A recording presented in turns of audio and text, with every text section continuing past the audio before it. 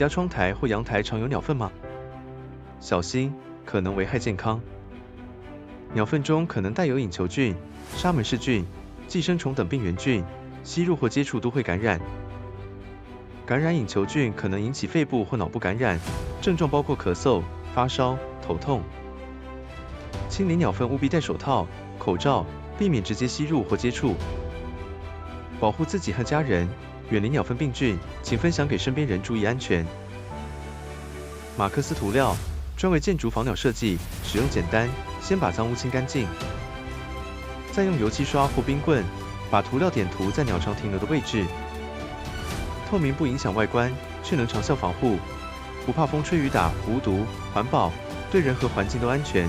不论是屋顶、庙宇、谷仓，甚至冷气机，都能轻松搞定鸟害。马克思水性涂料，简单3步骤就能有效防鸟。